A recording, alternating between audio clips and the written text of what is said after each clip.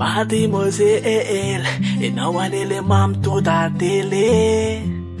Mademoiselle, ianao anele mamitoda tele. This aya.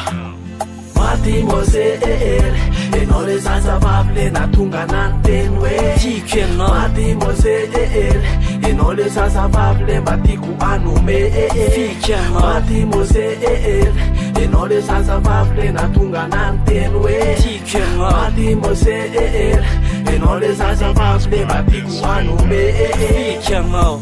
Rehefa ianao mandalo ny tanàna misy anay, le kama rehetrarehetra toa matsiaro malailay, le tananao malefaka toa mampite andray, le endrikao mazava mampiteny asay. Fa mba tiako raha hoe za no hiara-dalana anaty tranao ka tsy eny ambaravaranao, naizanaiza le anao any ampianarana, tendrindro ny sekolasiko ny anaranao. Fa manjakely ianao matama manjakely, le bosinao malefaka toa mampite ilelaka. Rehefa ianao mikozy bazale tsy miteny, mibanjina anao mangina varina te mipetraka. Fa rehefa ianao mitsikina mitsanina ny tany, fa maty lolotolo zay rehetra talotany. Fa rehefa ianao mitsikina mitsanina ny tany, fa maty lolotolo zay rehetra talotany. Mademoiselle, ianao le zazavavy le natonga nanteny hoe tiako ianao. Mademoiselle, ianao le zazavavy le mba tiako anome fika ianao. Mademoiselle, ianao le zazavavy le natonga nanteny hoe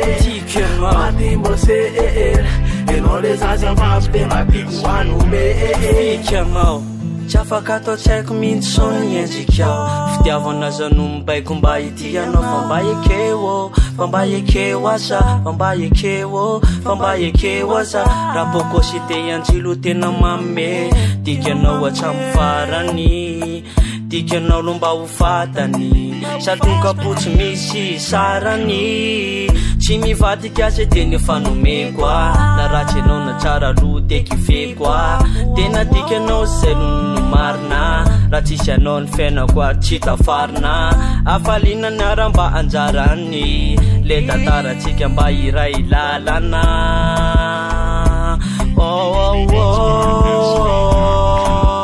Mademoiselle, ianao le zazavavy le natonga nanteny hoe tiako ianao. Mademoiselle, ianao le zazavavy le mba tiako anome fika ianao. Mademoiselle, ianao le zazavavy le natonga nanteny hoe tiako ianao. Mademoiselle, ianao le zazavavy le mba tiako anome